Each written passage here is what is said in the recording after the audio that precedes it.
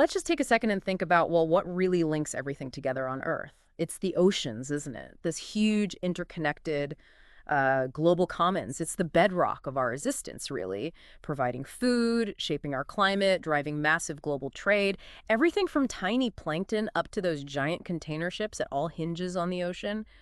For food, safety, trade, science, Yeah. livelihoods for billions. Absolutely. And that fundamental role is exactly why India's focus on its blue economy is becoming so prominent. Now, if you're preparing for the UPSC exams, you need to understand this isn't just some passing trend for India. Yeah. We have this enormous coastline, 7,517 kilometers. Yeah. So the health of the Indian Ocean, it directly impacts, profoundly impacts daily life for so many people, not to mention a huge slice of our economy and our fragile coastal environment. Yeah, that makes perfect sense. And it leads us right into a really significant event on the horizon, the UN Ocean Conference, UNOC3. It feels like we're at a bit of a turning point, maybe, for how the world deals with ocean governance and protection, wouldn't you say? I think so, yes. And for you, our listener, prepping for the UPSC, getting your head around these global moves and how India fits in, well, it's vital. We're talking environment, economy, governance, it all kind of comes together here. Exactly.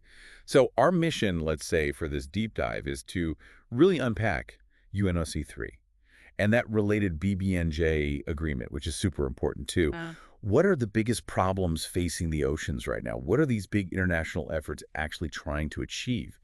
And crucially for your prep, what does this all mean for India's strategy? How should you structure your thinking on this for the exams? Right. We want to distill the key info from our sources, give you a clear picture. Okay, so if we dive into the challenges, honestly, the scale is just, it's a lot. We're facing multiple threats at once. First, there's the nonstop problem of pollution. You know, that statistic, I think it was in Science, over 8 million tons of plastic entering the ocean every year. 8 million tons. It's Yeah. just staggering when you try to visualize it. Horrifying, really. It is. And then on top of that, you've got overfishing. This isn't just, fewer fish to eat.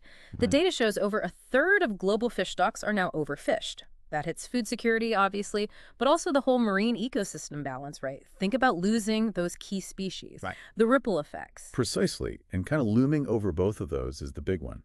Climate change. It's accelerating. Yeah. Our oceans have soaked up so much excess heat and CO2, and that leads to ocean acidification. Which hammers coral reefs. Exactly. Vital nurseries for marine life. And shellfish, too. Plus, we're seeing the results of rising sea levels and the loss of critical habitats like mangroves, seagrass beds. They're crucial coastal defenses. Wow. Okay, so massive pressure from multiple directions, pollution, overfishing, climate change impacts. And it sounds like for a long time, the global rules, the governance just haven't kept pace, especially for those huge areas beyond any single country's control the high seas. That's a really critical point, especially for the UPSC angle international law governance frameworks. You've got over 60% of the world's oceans, these areas beyond national jurisdiction, or ABJN. And there hasn't been one single binding treaty focused on conserving and sustainably using the life within them. 60%, that's vast. It is. And when you add to that governance gap the fact that there just hasn't been enough money, enough funding put towards ocean protection, Yeah.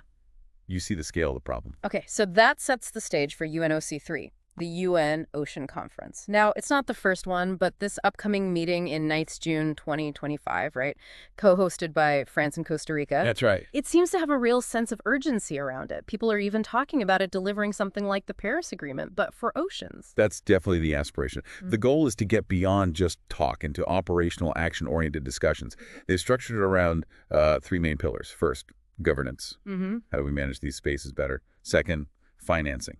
Where's the money going to come from? Yeah. Because it needs serious, sustained investment. Right. And third, knowledge. Because, believe it or not, we know less about the deep ocean floor than we do about, say, the surface of Mars. That's incredible. It is. So the hope is for these nice ocean agreements, real commitments, linked directly to the Sustainable Development Goals, particularly SDG 14, life below water, which, as you know, is core syllabus territory. Having maybe 100 heads of state there, thousands of experts, it signals this is high priority. And fitting into that picture is the BBNJ Agreement. Okay, for anyone listening who isn't familiar, BBNJ. Right. It stands for Marine Biodiversity of Areas Beyond National Jurisdiction, also called the High Seas Treaty. Okay, the High Seas Treaty. So that sounds like it's aimed squarely at that governance gap we just talked about. Exactly. It's meant to create the legal framework for conserving and sustainably using marine life out there in the high seas. Beyond countries' exclusive economic zones, it tackles things like pollution from oil and gas, that huge problem of illegal, unreported, and unregulated fishing, i.e. fishing, and protecting endangered species in those really remote, vulnerable areas. Makes sense. But here's the key thing. For it to actually come into force, to be legally binding, it needs 60 countries to ratify it. 60 ratifications. Okay. So watching that ratification process is important for your exam prep. It shows the level of international buy-in. So looking forward then, what are the actual steps, the practical things needed to make a real dent in these problems? Well, on the money side, the financing. There's a clear realization that governments can't foot the whole bill. It's just too massive. We need to really encourage innovative public-private partnerships, PPPs, to get serious investment flowing into the sustainable blue economy. Okay. And that investment needs to focus on projects that actually regenerate marine resources, not just exploit them. You need long-term benefit without more damage. Understanding things like blended finance, new financial tools for conservation that's increasingly relevant for UPSC aspirants. And you mentioned the knowledge gap. It is pretty wild that we know Mars better than our ocean depths. How do we fix that? What needs to happen? Yeah, it's a big gap. Closing it means pushing hard on several fronts at once. We need way more investment in marine science, basic research, and innovation. More ocean exploration. We also need to get ocean literacy into schools properly at all levels and just generally raise public awareness. People need to understand how vital, but also how fragile the oceans are. Think about, say, understanding ocean currents better, how that links directly to predicting weather patterns. That's straight out of your geography syllabus. It's definitely good to hear India is actively involved, both globally and with its own initiatives. That, not in my ocean festival, sounds interesting. Kind of a creative way to get people talking about it across the country. It is, yeah. France organized it, running events in Delhi, Chennai, Puducherry, Goa, using things like exhibitions, films, workshops, expert talks, trying to reach a wide audience. Yeah. And similarly, the Blue Talks in Delhi. That's a collaboration, Ministry of Earth Sciences, Costa Rica's embassy, Indian institutions.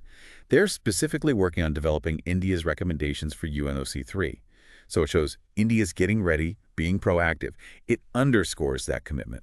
It really does drive home that point, doesn't it? That ocean health isn't some far-off issue. It's tied to everything, our well-being. You called the oceans a universal bond earlier, and that feels right. Climate resilience, food security, coastal economies, biodiversity, it's all connected, which means we absolutely need that collective multilateral action, even though, let's be honest, multilateralism faces its own challenges right now. Absolutely. UNOC3 is shaping up to be a critical moment, a real chance for the world to agree on a stronger, more unified way forward for the oceans. The decisions made in Nice next year, they'll have huge, long-lasting consequences. For the oceans and, well, for all of us. Definitely a key area to track closely for your current affairs prep. So as you're processing all this, especially thinking about your UPSC preparation, maybe mull this over, how do we actually strike that balance between the need for economic development, which is undeniable, and the absolute necessity of conserving our oceans for the long haul? What's the role for individuals, for local communities, for national governments? How do they all contribute to a truly sustainable blue economy, one that works for people and the planet? And just to note, the information we base this deep dive on comes from some really insightful reporting in the Indian Express. Indeed. And look, for more deep dives into topics just like this, all designed to help you stay informed for your exams, please do like this, subscribe to our channel, and definitely leave us a comment if you have more questions or thoughts. We really appreciate hearing from you as you go through your UPSC journey.